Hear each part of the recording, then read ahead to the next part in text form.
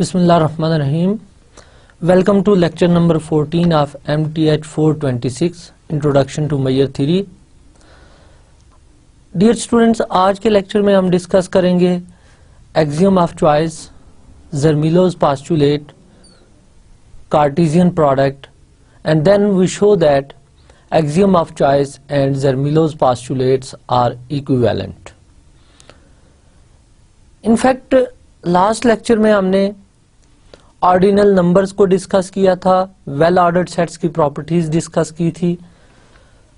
तो आज का लेक्चर शुरू करने से पहले हम एक नजर डालते हैं प्रीवियस लेक्चर पे. डियर स्टूडेंट्स, प्रीवियस लेक्चर में हमने ऑर्डिनल नंबर्स का टॉपिक डिस्कस किया था.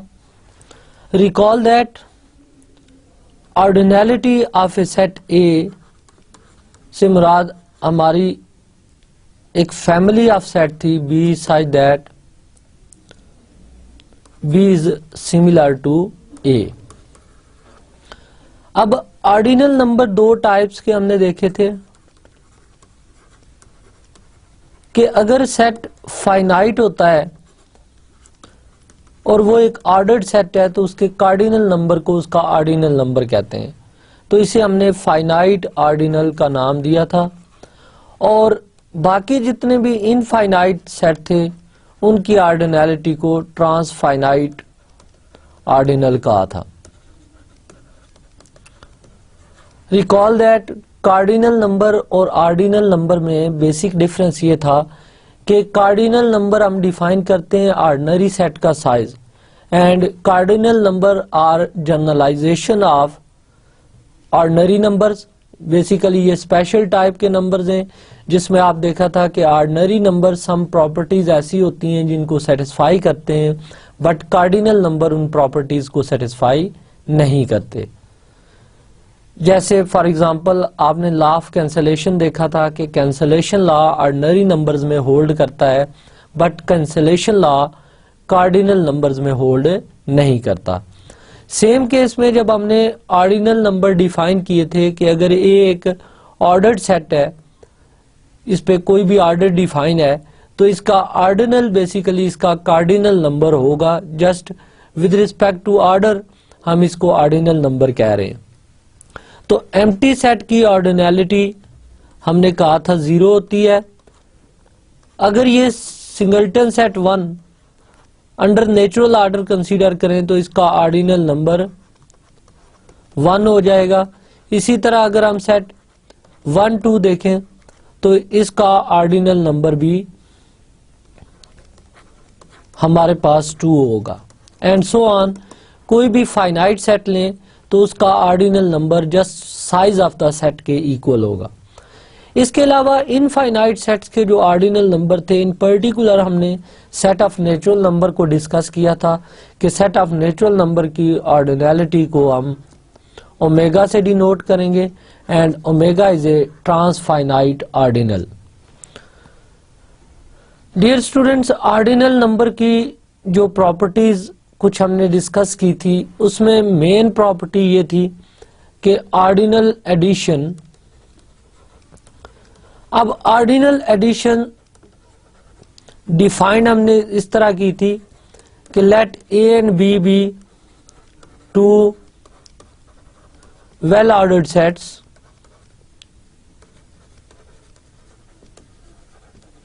such that A intersection B is equal to 5. That is, A and B are disjoint well ordered sets, and let us suppose alpha is equal to ordinality of A and beta is equal to ordinality of B. Then alpha plus beta ordinality थी A union B sets की. अब हमने कहा था कि ordered sets की जो union है उसको हम इस सिंबल से रिप्रेजेंट करेंगे. इसी तरह अगर हम अल्फा इंटू बीटा प्रोडक्ट देखें तो ये ऑर्डिनलिटी आती है हमारे पास Cartesian product A cross B. और कार्टेशियन प्रोडक्ट में A and B may or may not disjoint. तो ये हमने प्रूव किया था कि अंडर लेक्सिकोग्राफिक आर्डर अगर ए और बी वेल ऑर्डर्ड हो तो ए क्रॉस बी भी वेल ऑर्डर्ड होता है।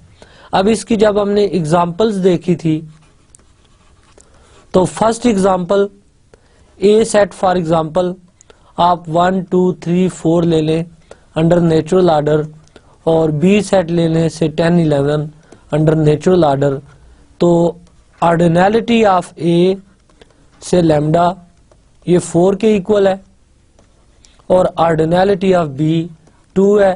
तो यहाँ इनकी ऑर्डर्ड यूनियन लें ए यूनियन बी तो ये सेट बन जाएगा 1 2 3 4 10 एंड 11।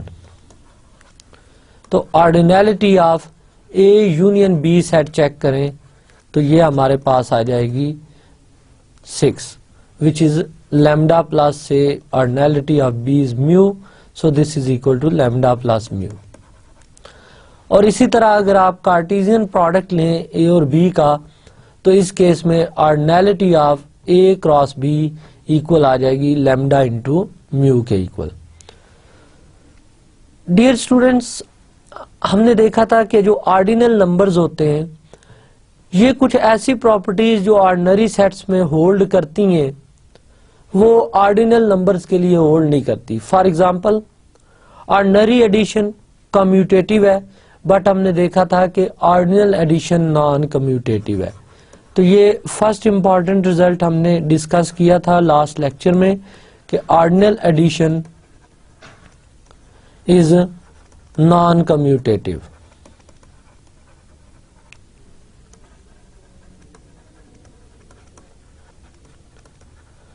अब इसके प्रूफ के लिए जस्ट हमने ए सेट ले लिया था set of natural number under natural order और बी सेट में हमने n एलिमेंट्स ले लिए थे a1 a2 up to so on an। Then हमने शो किया था कि a की ऑर्डिनैलिटी, क्योंकि a नेचुरल नंबर है तो इसकी ऑर्डिनैलिटी ओमेगा होगी, तो हमने प्रूव किया था n plus omega is not equal to omega plus n। तो प्रूफ इज क्वाइट सिंपल।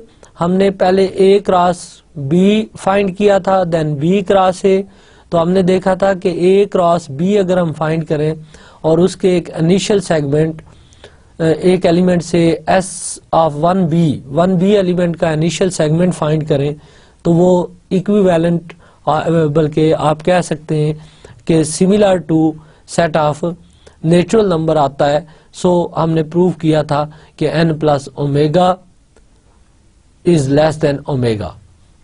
इसी तरह हमने बी क्रॉस ए से एक रिजल्ट फॉलो किया था और शो किया था कि n plus omega is not equal to omega plus n।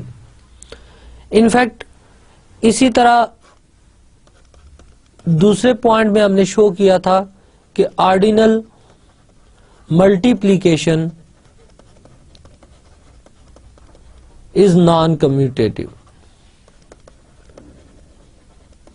तो इसके लिए भी आपको याद होगा कि मैंने एक ट्रांसफाइनाइट ऑर्डिनल लिया था सेट ऑफ नेचुरल नंबर की ऑर्डिनैलिटी ओमेगा ली थी और एक 2 पॉइंट सेट लिया था ए बी एंड देन हमने देखा था कि 2 omega is not equal to omega into 2। So ordinal multiplication is non commutative. इसी तरह लास्ट लेक्चर में हमने शो किया था कि under addition set of ordinal numbers में जो एडिटिव आइडेंटिटी है वो 0 होती है और अंडर मल्टीप्लिकेशन जो ऑर्डिनल सेट्स में आइडेंटिटी एलिमेंट है वो ऑर्डिनल 1 होता है।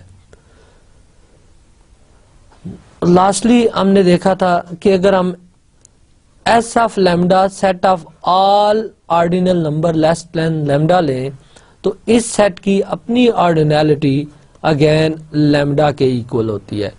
ये प्रूफ इसका स्केच आपको मैंने दिया था कंप्लीट प्रूफ का भी कि अगर से हम सबसे पहले lambda equal to ordinality of A set A ले and then S of A set of all initial segments of elements of A ले तो ए सेट सिमिलर होता है एस ऑफ ए के।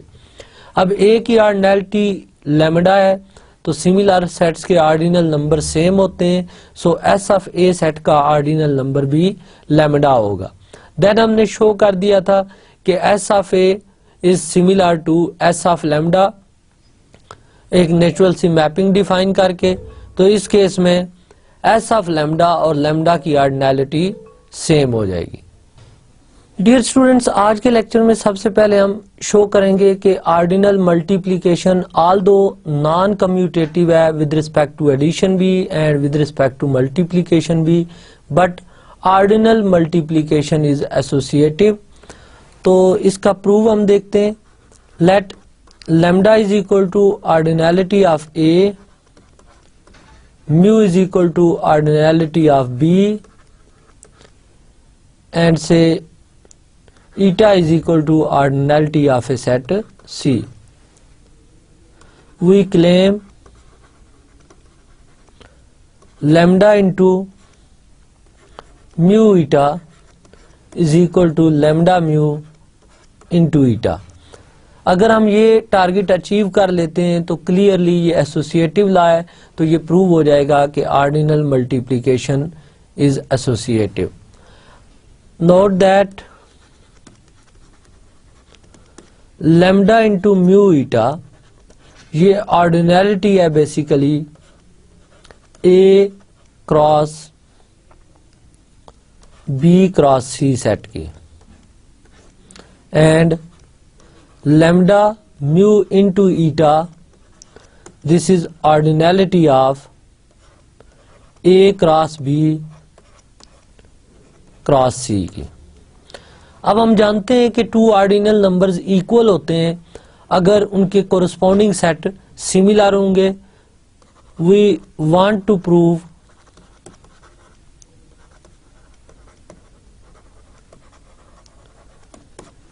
ए cross B cross C is similar to A cross B cross C. Dear students, इनको similar prove करने के लिए हम क्या करेंगे, एक मैपिंग डिफाइन करेंगे A cross B cross C to A cross B cross C पे, और शो करेंगे कि वो एक बाइजेक्टिव ऑर्डर प्रिजर्विंग मैपिंग है, that is a similarity mapping है। So define F from A cross B cross C to A cross B cross C by F of A B C is equal to A into BC. First we show that this mapping is bijective.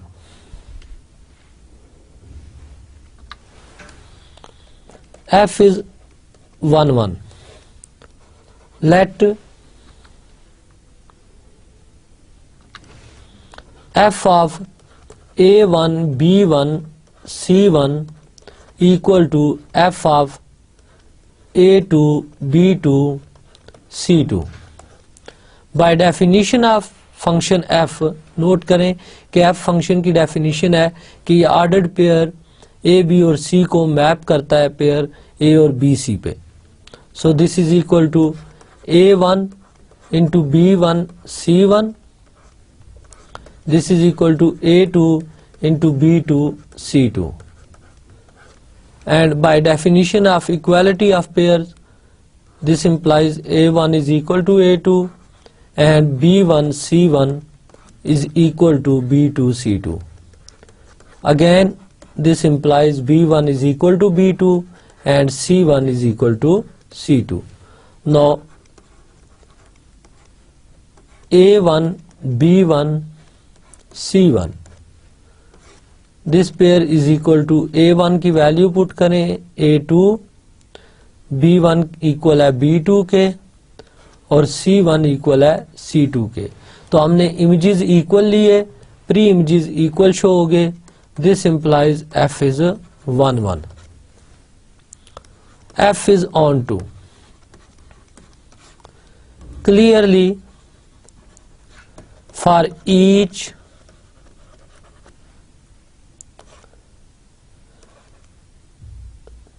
A2 A B C belongs to A cross B cross C, there exists an element A, B, C under F, this implies F is on to.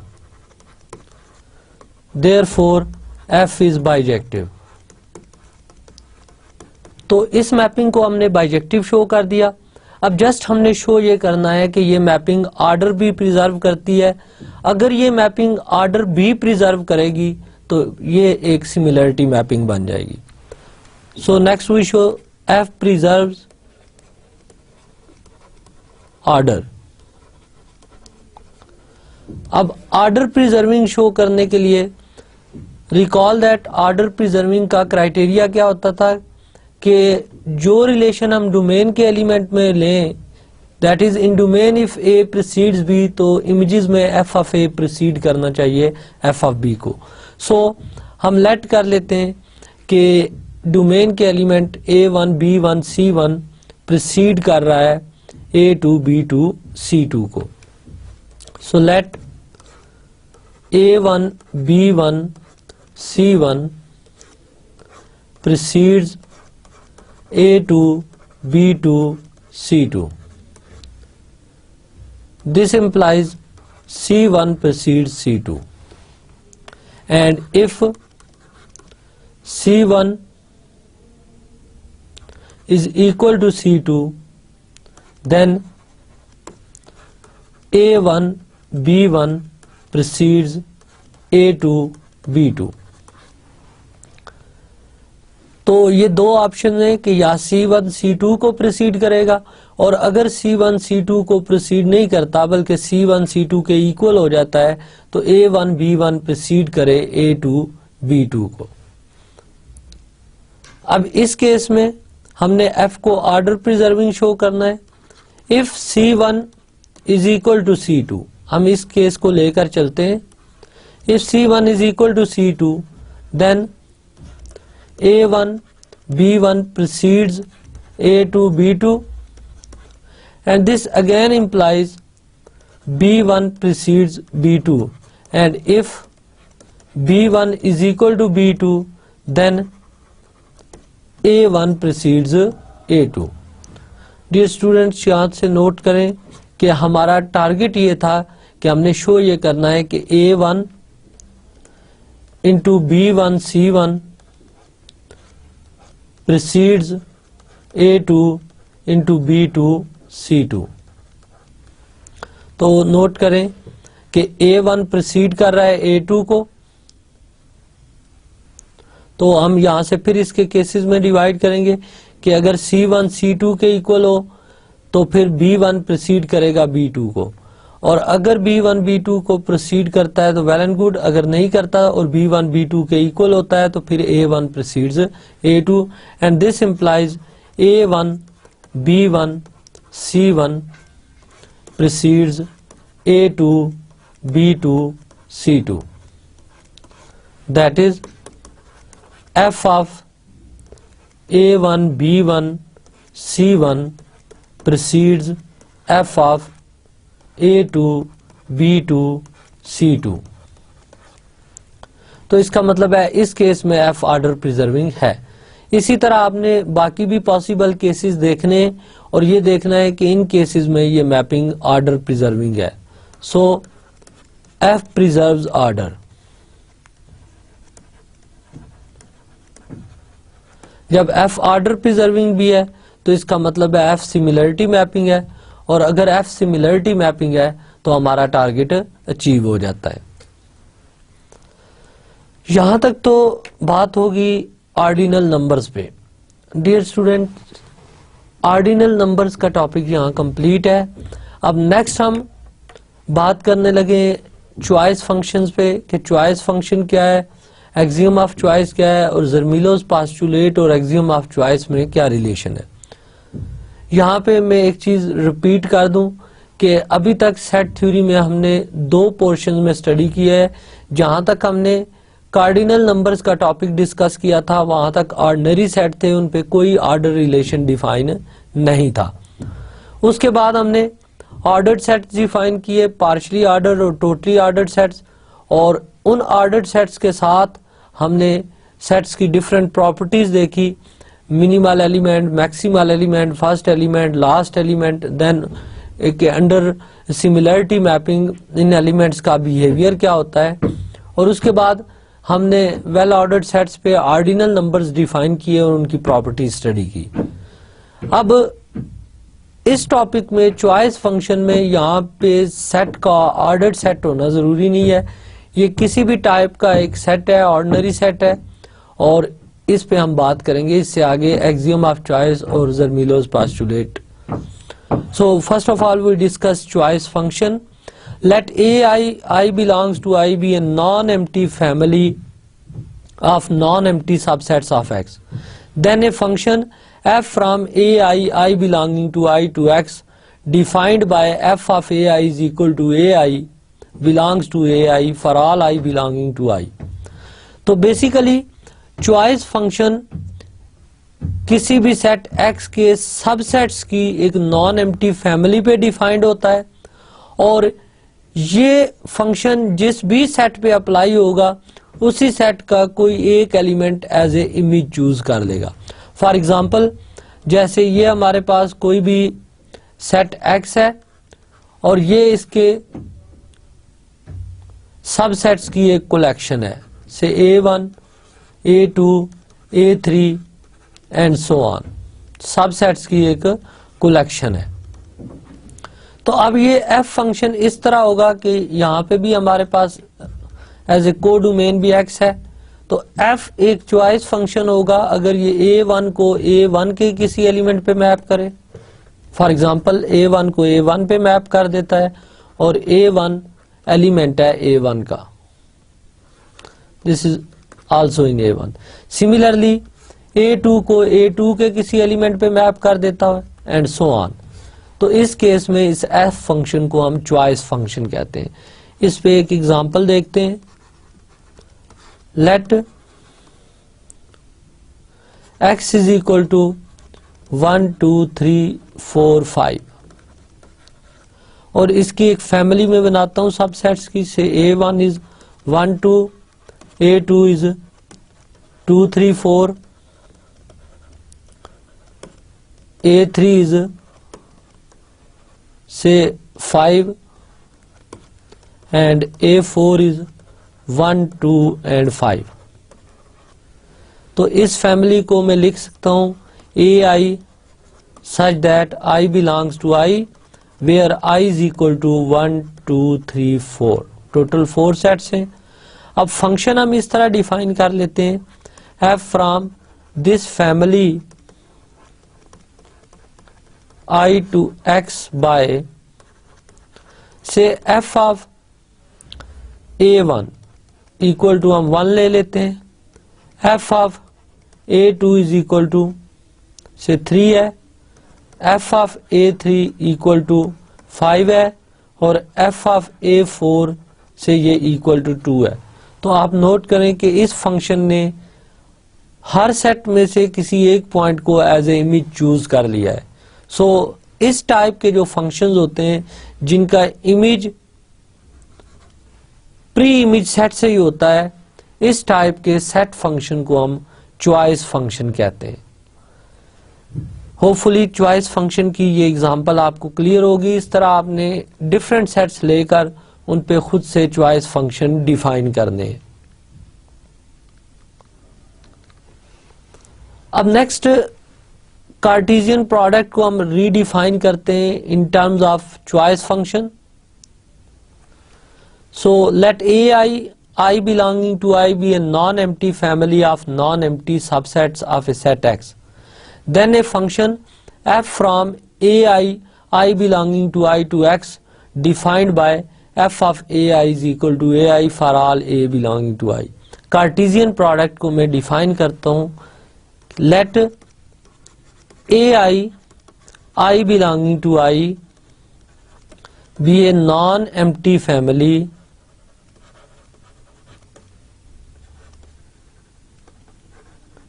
of non-empty sets. Then Cartesian product of this family is denoted by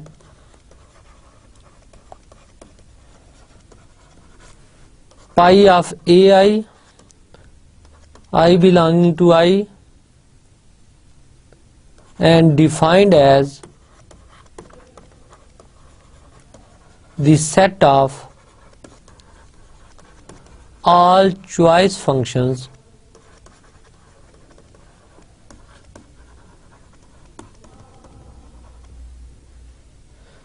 तो basically हमने ए आई एक non empty family of non empty subsets of A set X ले लिए।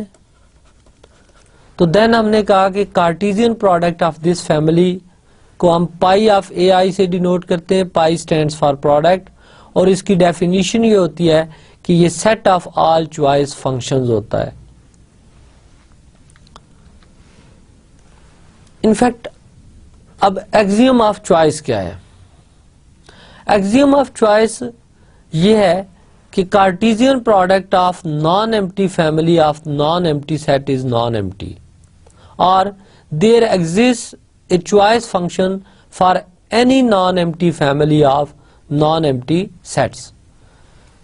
Basically हम जानते हैं कि अगर सारे सेट्स नॉन एम्प्टी हों तो उनका कार्टेशियन प्रोडक्ट भी नॉन एम्प्टी होता है। फॉर एग्जांपल, मैंने जब कार्टेशियन प्रोडक्ट का टॉपिक पढ़ाया था तो मैंने बताया था कि a cross b is equal to 5 if a is equal to 5 और b इज इक्वल टू 5।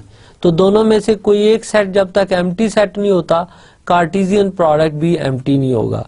तो ये एक्सियम ऑफ चॉइस जो है ये बेसिकली इसी फैक्ट को एक्सप्लेन करता है कि Cartesian product of non empty family of non empty sets is non empty. और इसकी इक्विवेलेंट स्टेटमेंट है there exist a choice function for any non empty family of non empty sets. यानी कोई भी मैं non empty family of non empty sets लूं तो उस पे हम ऑलवेज एक चॉइस फंक्शन डिफाइन कर सकते हैं। फॉर एग्जांपल से A1 हम ले लेते हैं 1 2 3, A2 ले लेते हैं से 3 4, और A3 ले लेते हैं से 5। और यहाँ पे जो इन तीनों का यूनिवर्सल सेट है मैं 1 2 3 4 5 ले लेता हूँ। तो क्लियरली ये एक non empty family of non empty sets है। A1 A2 A3 is a non-empty family of non-empty sets।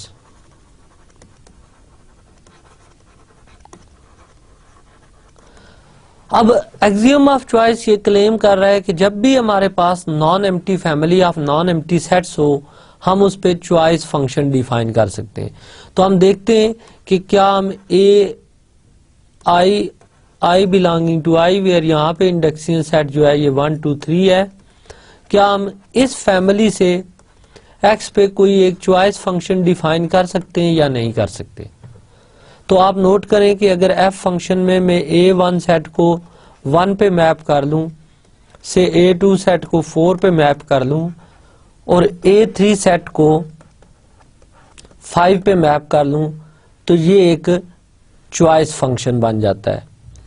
तो हम non empty family of non empty sets पे ऑलवेज चॉइस फंक्शन डिफाइन कर सकते हैं। यहाँ पे ये जरूरी नहीं है कि मैंने एफ ऑफ A1 1 लिया है तो आप भी एफ ऑफ A1 1 ही लें। आप एफ ऑफ A1 2 भी ले सकते हैं, 3 भी ले सकते हैं, जस्ट A1 सेट का कोई ना कोई एलिमेंट लेना है। तो फिर ये इसी तरह A2 में को भी आप A2 के किसी एक एलिमेंट पे मैप कर दें एंड A3 को भी। तो इस वे में जो भी फंक्शन कंस्ट्रक्ट होगा वो एक चॉइस फंक्शन होगा। सो डियर स्टूडेंट्स, नेक्स्ट हम एक्सियम ऑफ चॉइस के बाद देखते हैं Zermelo's postulate. Let I belonging to I be a non empty family of non empty disjoint sets, then there exist a subset B of union ai such that the intersection of B and each ai contain exactly one element। Statement जरा दोबारा गौर से देखिएगा कि A I belonging to I एक non empty family है non empty disjoint sets की। तो then there exist a subset B of union I A I such that the intersection of B and each A I contain exactly one element. तो ये theorem हमें ये बताता है कि फॉर एग्जांपल कोई भी सेट एक्स है, हम एक non empty family of non empty sets ले लेते हैं से A1 A2 A3। तो इस केस में हमें इन तीनों की यूनियन का एक सबसेट मिलेगा सच दैट कि ये सबसेट हर एक सेट से एक एलिमेंट कंटेन करेगा, यानी इस बी सेट में और यूनियन आई ए आई में एग्जैक्टली वन एलिमेंट कॉमन होगा। फॉर एग्जांपल जैसे A1 सेट लेता हूं मैं से 1 2 3, और ये जरूरी भी नहीं है कि ये आप सारे सेट ए की पर्टिकुलर सेट के सब सेट लें। फॉर एग्जांपल A2 के एलिमेंट में AB ले लेता हूं और A3 के मैं एलिमेंट ले लेता हूं 4 5। तो clearly A1 union A2 union A3 ये इक्वल हो जाएगा 1 2 3, क्योंकि ये ऑर्डर्ड सेट्स नहीं है सो मैं इस यूनियन को इस तरह लिख देता हूं। अब अगर एक सेट में B डिफाइन कर लूं से 1 A और 4, clearly B is subset of union I varies from 1 to 3। तो B यूनियन का सबसेट भी है। आल्सो B इंटरसेक्शन A1 देखें तो इसमें कॉमन एलिमेंट 1 है। B इंटरसेक्शन A2 नोट करें तो कॉमन एलिमेंट A है, और B इंटरसेक्शन A3 में कॉमन एलिमेंट 4 है। तो आपने देखा कि यूनियन का एक सबसेट B मिल गया कि B के हमने किसी भी एक AI के साथ इंटरसेक्शन लें तो इंटरसेक्शन में एग्जैक्टली वन एलिमेंट कॉमन होता है। डियर स्टूडेंट, नोट करें कि ये एक्सियम ऑफ चॉइस की जो स्टेटमेंट थी ये थी कि कोई भी हम non empty family of non empty sets लें और इसमें सेट्स का डिसजॉइंट होना कतई जरूरी नहीं, तो इस केस में इनका कार्टेशियन प्रोडक्ट नॉन एम्प्टी होगा।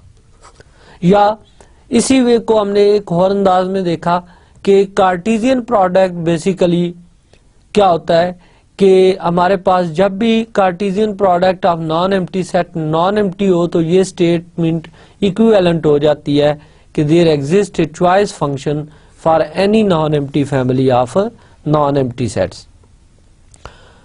अब और जर्मीलोस पोस्टुलेट्स में सेट्स का डिसजॉइंट होना जरूरी है कि जब भी आपको एक डिसजॉइंट फैमिली ऑफ सेट्स दी जाए तो आप ऑलवेज यूनियन का एक सबसेट फाइंड कर सकते हैं जिसमें हर एक AI से एग्जैक्टली वन एलिमेंट होगा। नेक्स्ट थ्योरम में हम शो करेंगे कि axiom of choice is equivalent to Zermelo's postulate, that is axiom of choice and Zermelo's postulate are equivalent. तो इसको प्रूफ देखते हैं।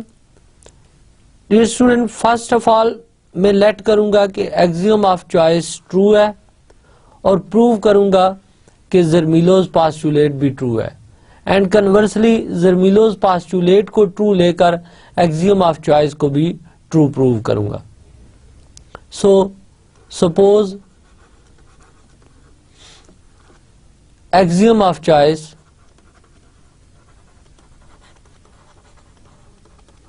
is true.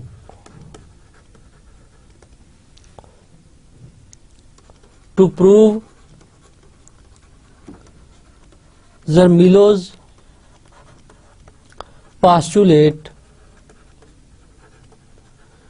is also true.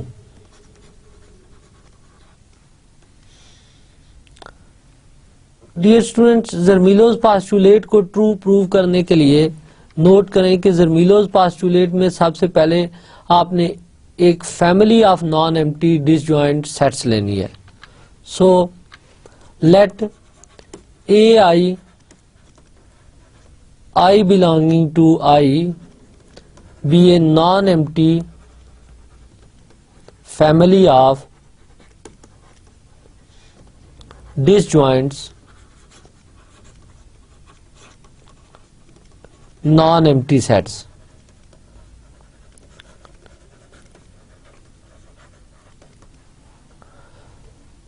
अब हमने शो ये करना है कि यूनियन का एक सबसेट मिलेगा जो एग्जैक्टली वन एलिमेंट लेगा ईच क्लास से।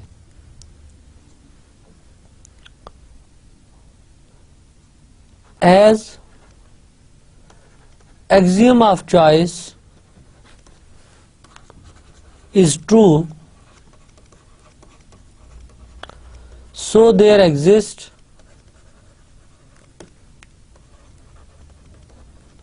a choice function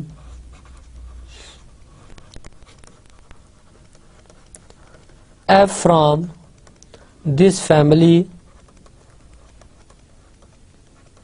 to x, where x is the universal set containing all these sets.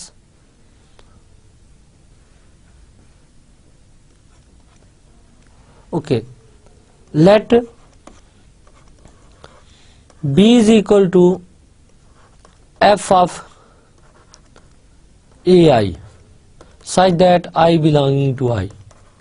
तो नोट करें कि b सेट बेसिकली मैंने किस टाइप का सेट बनाया है, क्योंकि f एक चॉइस फंक्शन है, सो f ऑफ a1 कोई एलिमेंट a1 आएगा जो a1 का ही एलिमेंट होगा, f of a2 again a2 set का कोई ना कोई एलिमेंट होगा, एंड सो ऑन। तो अब बेसिकली b सेट में मैंने इस तरह के सारे एलिमेंट रख लिए हैं जो इमेजेस आ रहे हैं। नो b इंटरसेक्शन ai, अब चेक करते हैं कि B और AI में कॉमन एलिमेंट कितने हैं। क्योंकि सारे सेट्स जो हमने लिए हैं वो डिसजॉइंट्स लिए हैं, तो डिसजॉइंट होने की वजह से अब A1 एलिमेंट A2 सेट से बिलोंग नहीं कर सकता, A2 एलिमेंट इसी तरह A1 सेट से बिलोंग नहीं कर सकता। तो इस फैमिली में हर सेट से एग्जैक्टली वन एलिमेंट कॉमन है। No B intersection AI common exactly एक एलिमेंट होगा f of AI। This implies B contains exactly one element from each set.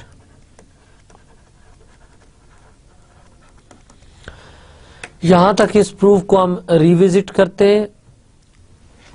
Target हमारा ये था कि हमने एक्सियम ऑफ चॉइस को इक्विवेलेंट शो करना है ज़र्मीलोस पोस्टुलेट के। तो हमने सपोज कर लिया कि एक्सियम ऑफ चॉइस ट्रू है। अब अगर एक्सियम ऑफ चॉइस ट्रू है तो एक्सियम ऑफ चॉइस की स्टेटमेंट तो ये है कि हमारे पास हर non empty family of non empty sets पे एक चॉइस फंक्शन एग्जिस्ट करता है। तो ये स्टेटमेंट हमें गिवन है। हमने ज़र्मीलोस पोस्टुलेट को ट्रू प्रूव करना है। तो ज़र्मीलोस पोस्टुलेट के लिए हमें एक non empty family of disjoint non empty sets लेनी पड़ेगी और फिर उस फैमिली का एक सबसेट ढूंढना पड़ेगा जो यूनियन का सबसेट हो और हर क्लास से एग्जैक्टली वन एलिमेंट वो कंटेन करे।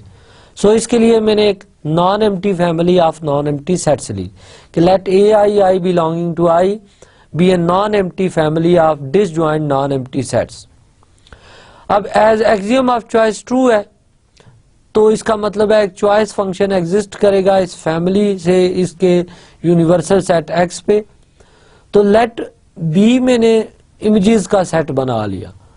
अब जैसे A1 सेट का इमेज मैंने A1 रखा है, A2 सेट का इमेज A2, तो हर सेट में से एक point as a image choose कर लिया।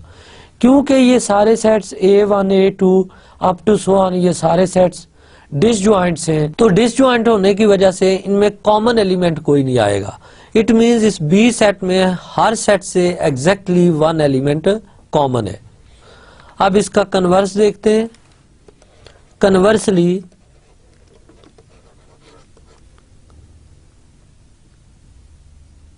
सपोज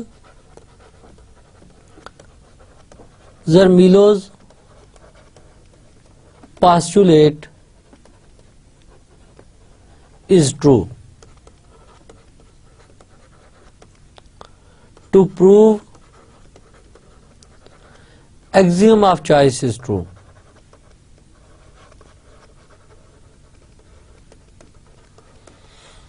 अब axiom of choice को true prove करने के लिए हम एक family of subsets of A set X लेंगे और उस पर एक चॉइस फंक्शन ढूंढेंगे. Let I belonging to I be a non empty family of non empty sets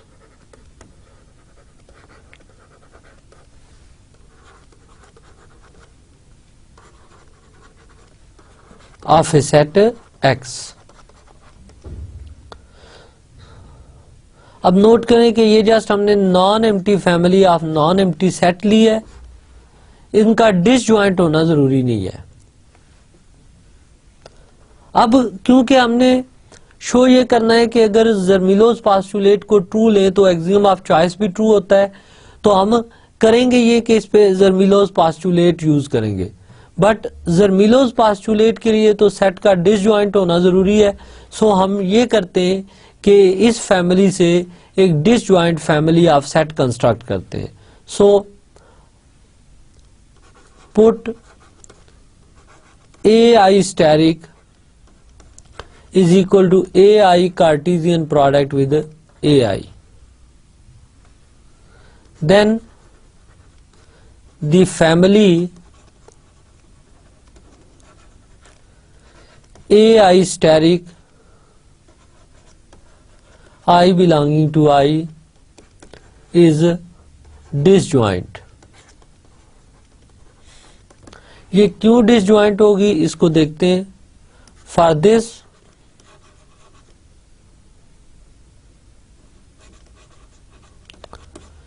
we have to prove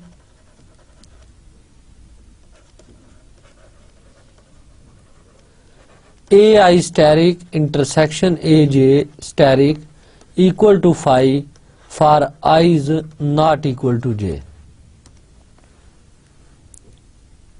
Suppose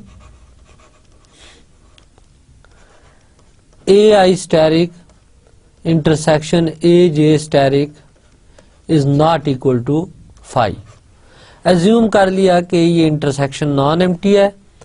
This implies there exists X belonging to AI steric intersection AJ steric. जाहिर है sets की intersection non empty है तो कोई ना कोई element common होगा. हमने सपोज कर लिया कि X कॉमन है. And this implies X belongs to AI steric and X belongs to AJ steric. And this implies X is equal to AI and X is equal to AJ. Because क्योंकि AI steric हमारे पास है AI cross I के Cartesian product है. तो अब note करें कि अगर से AI के एलिमेंट में ले लेता हूँ AI1, AI2, AI3 up to so on इस टाइप के, तो AI क्रॉस I के एलिमेंट ऑर्डर्ड पेयर होंगे. AI1 ordered pair with I, AI2 ordered pair with I and so on. तो यानी जो भी AI के एलिमेंट होंगे उनका कार्टेशियन प्रोडक्ट विद होगा I. तो अब क्योंकि X AI स्टेरिक का एलिमेंट है तो X की शेप ये होगी, ऑर्डर्ड पेयर फॉर्म में होगा.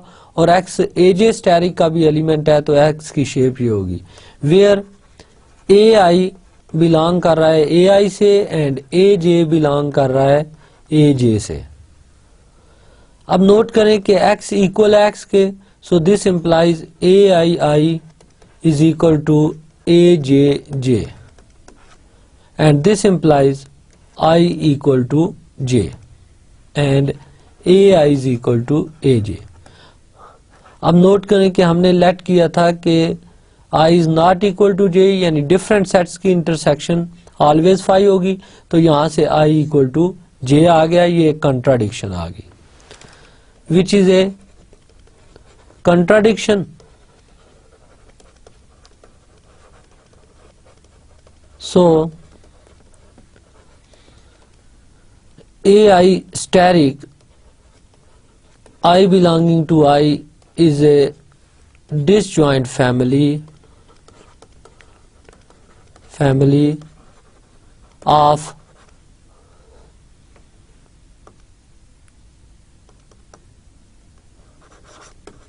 non-empty sets.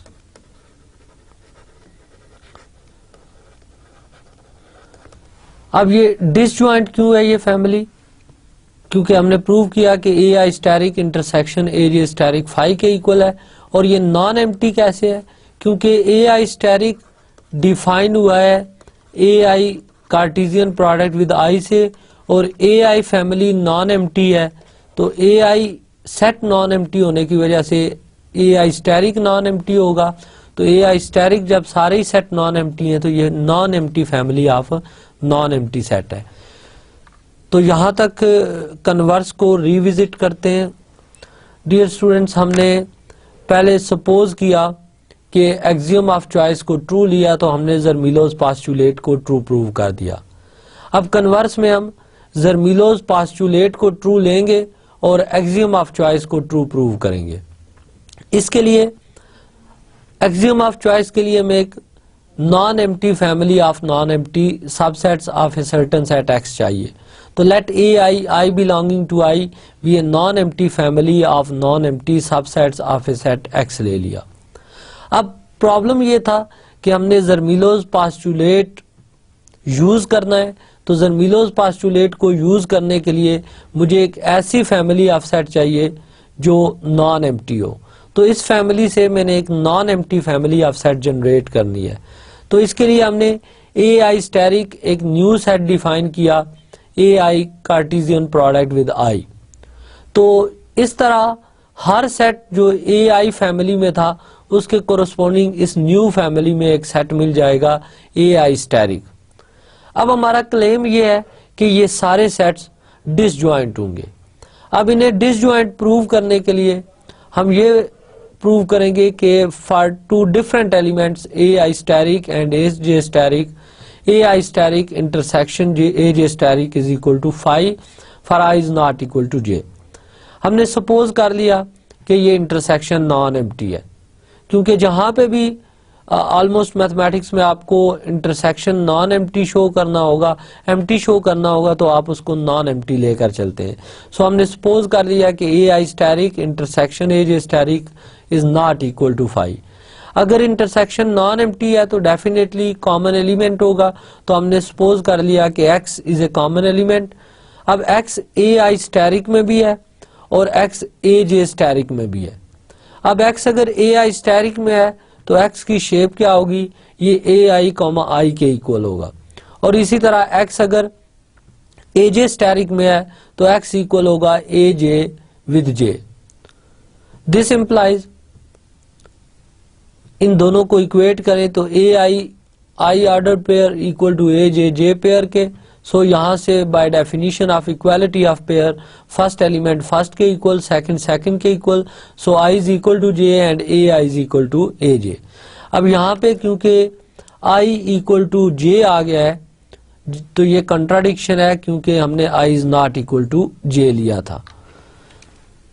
So this family is a disjoint family of non-empty subsets. Okay, अब ये disjoint family है non-empty sets की, तो by definition of, so by Zermelo's postulate एक सबसेट B एग्जिस्ट करेगा जो यूनियन ए आई स्टैरिक का subset होगा और हर एक सेट्स के साथ एग्जैक्टली वन एलिमेंट कॉमन होगा। सो bye Zermelo's postulate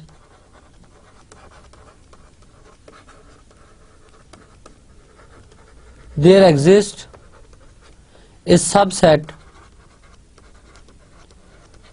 B of union I AI steric such that B intersection AI steric contain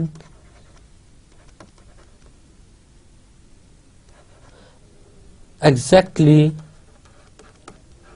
one element. Let B intersection A I asterisk में जो common element है वो ए आई आई है।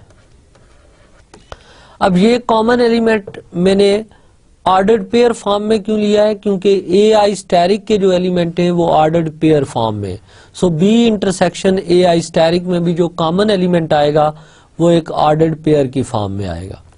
और इस ऑर्डर्ड पेयर में ये ए आई एलिमेंट किस सेट से होगा, ए आई सेट से होगा, क्योंकि जब ये ए आई एलिमेंट ए आई सेट से होगा तभी हमारे पास ए आई आई पेयर जो है ये ए आई क्रॉस आई से बिलोंग करेगा, जो इनफैक्ट ए आई स्टैरिक है।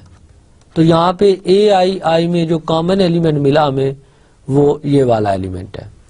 अब नोट करें कि हम शो करना चाह रहे थे कि ज़र्मीलोस पास्टुलेट इक्विवेलेंट है एक्सियम ऑफ चॉइस के, यानी अगर मैं ज़र्मीलोस पास्टुलेट को ट्रू लेता हूं तो एक्सियम ऑफ चॉइस भी ट्रू हो जाता है।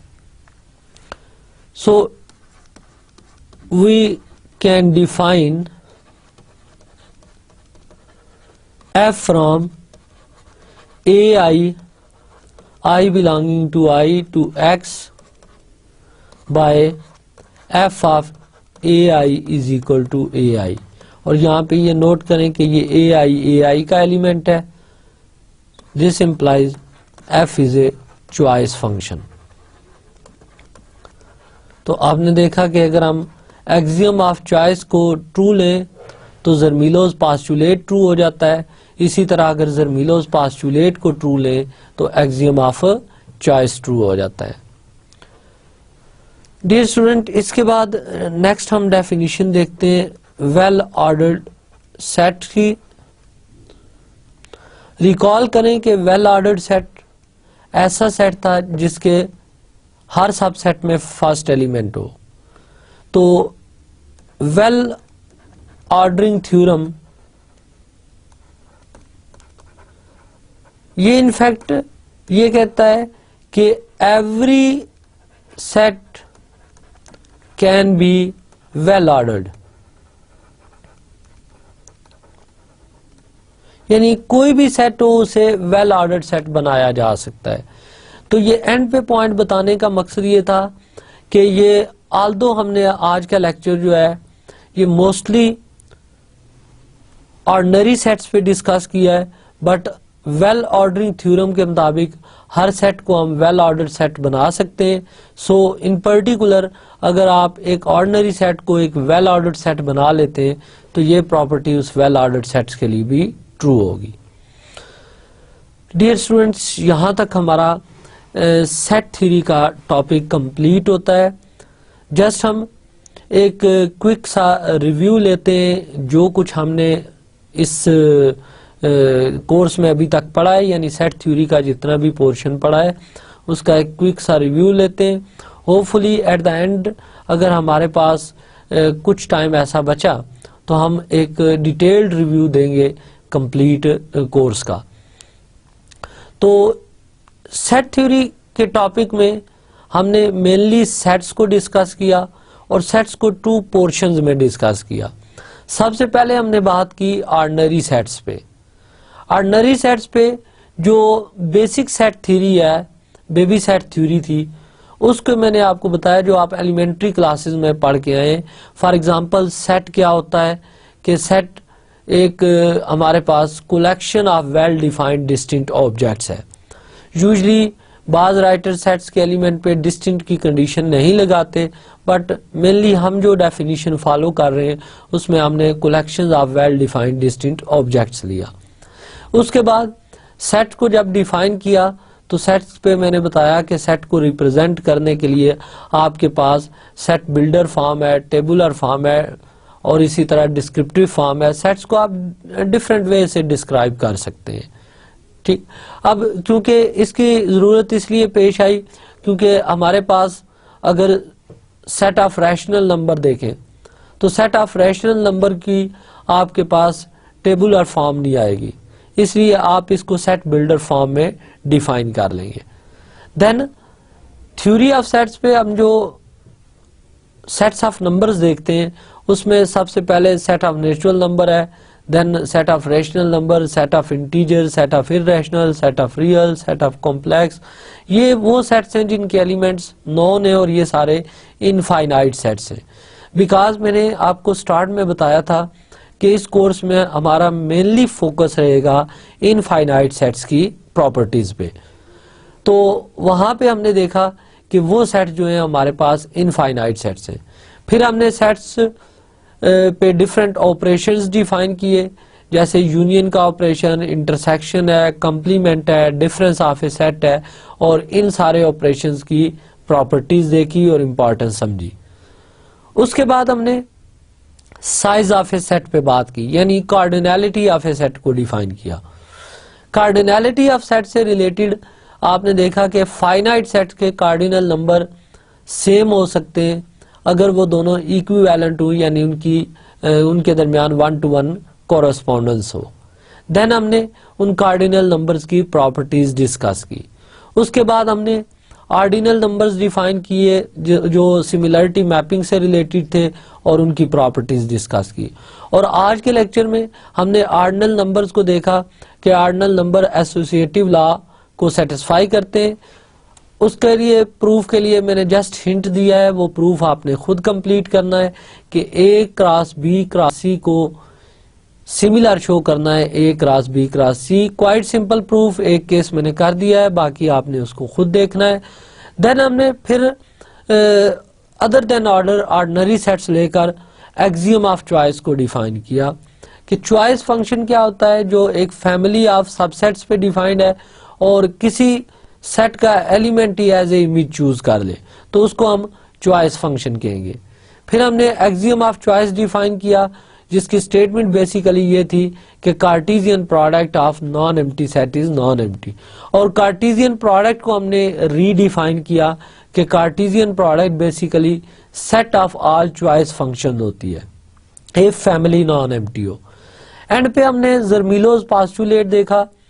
पास्टुलेट की कंस्ट्रक्शन क्वाइट सिंपल थी कि जब भी हमारे पास एक disjoint family of non empty sets हों तो हमें यूनियन का एक सबसेट मिलता है जो हर क्लास से एग्जैक्टली वन एलिमेंट कंटेन करता है। अब हमने क्लेम किया कि एक्सियम ऑफ चॉइस और जर्मीलोज पास्टुलेट इक्विवेलेंट है। तो एक्सियम ऑफ चॉइस को जर्मीलोज पास्टुलेट के इक्विवेलेंट शो करने के लिए सबसे पहले हमने एक्सियम ऑफ चॉइस को एज्यूम किया ट्रू है और हमने देखा कि जर्मीलोज पास्टुलेट भी ट्रू होता है। कन्वर्स में जर्मीलोज पास्टुलेट को ट्रू मान लिया और शो करना था कि एक्सियम ऑफ चॉइस ट्रू है। उसके लिए जो मेजर हर्डल थी कि एक्सियम ऑफ चॉइस की डेफिनेशन में सेट्स का नॉन एम्प्टी होना तो जरूरी है बट डिसजॉइंट होना जरूरी नहीं है, जबकि जर्मीलोज पास्टुलेट यूज करने के लिए सेट्स का डिसजॉइंट होना जरूरी है। तो हमने उस फैमिली से एक डिसजॉइंट फैमिली जनरेट की एंड देन उस पे जर्मीलोज पास्टुलेट अप्लाई कर दिया। तो हमने देखा जब जर्मीलोज पास्टुलेट को हमने ट्रू लिया तो B intersection A I steric में एग्जैक्टली वन एलिमेंट कॉमन आया और वही जो एलिमेंट कॉमन आया उससे हमने एक चॉइस फंक्शन डिफाइन कर लिया। तो ये हमारे आज का लेक्चर का रिव्यू था और इनफैक्ट सेट थ्योरी का एक शॉर्ट रिव्यू था। Dear students, hopefully next lecture से हम मेयर थ्योरी के लिए कुछ बेसिक जो हमें चाहिए, फॉर एग्जांपल रियल के टूल या टोपोलॉजी के टूल्स, उनको डिस्कस करेंगे।